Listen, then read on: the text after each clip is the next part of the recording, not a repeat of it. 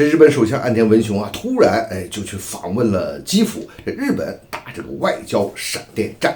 可迎来的呢却是俄罗斯的战略轰炸机。日本啊现在的做法很明显是开始赌国运了，不过这回啊他肯定还是会赌输。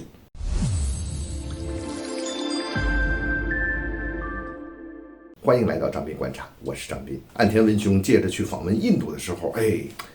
打了这么一个埋伏啊，突然就去了这个波兰，然后坐火车去了基辅，去访问这个乌克兰去了。所以外界说呢，他这是打了一个外交的闪电战。可就在这闪电战的同时，就在这同一天啊，俄罗斯这边就派出了图95 MS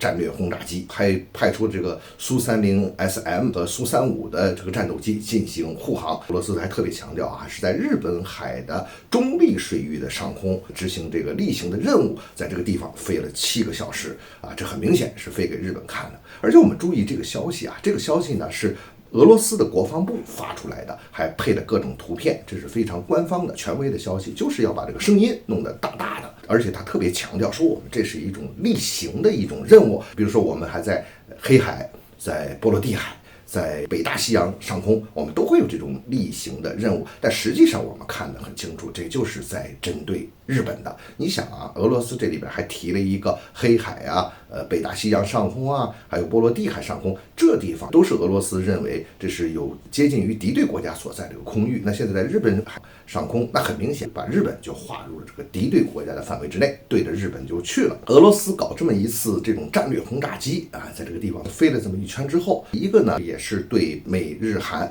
在半岛这个地方进行联合军演做出这么一个回应，但是最主要的啊还是针对这一次岸田文雄啊这个所谓的突访基辅，所谓这个外交的闪电战。你闪电吧啊，你的闪电归闪电，你不是闪得挺快吗？那我这儿就给你来这么一下，来这么重拳出击这么一下啊，对着日本去。不过呢，我们也应该看到啊，俄罗斯的做法也相对的比较克制，应该说还是一个低层级的这么一个威慑，它更多的是在舆论上做出一个回应啊，而且他还特别强调，我就是在日本海的中立地区的上空来进行飞行的。你要是俄罗斯真发起火来，他没准就绕着日本又这么转一圈，画地图了。那这一次相对还是比较克制的。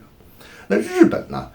像这一次岸田文雄他去访问乌克兰啊，而且呢是搞了这么突然这么一下，当然他有多重的目的啊。首先一看啊，他肯定是要挺乌的，从开始一直就挺乌，但是他是G7国家最后一个去呢，其实他也有所顾忌，他跟日俄之间有这个领土的争议，而这个俄罗斯对日本那是真敢玩狠的，所以呢他就有所顾忌。当然了，正是因为他跟俄罗斯之间有这个领土上的争议，所以呢他肯定是站在这个反俄挺乌的立场之上。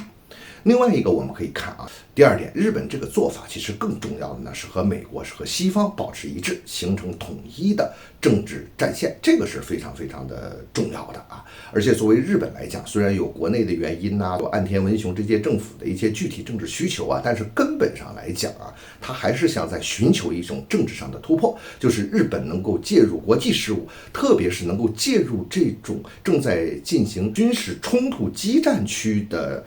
这种事物凸显出日本的作用，这是日本在战后以来的首次。我们可以看到日本在追求所谓的国家正常化的这条路子上，他们正在做这样那样的尝试。但是这件事我们更应该注意的就是，美国对它的同盟体系的钳制和整肃的能力非常强大，而美国同盟体系所具备的能量也非常强大。你看美国把日韩之间这么深的矛盾给你收拾了，你不管韩国和日本，你都要是听我的，这一点也可见美国的强制手段之狠。而美国这套全套的整合，实际上是针对我们中国而来的，它是在做前期的一种准备。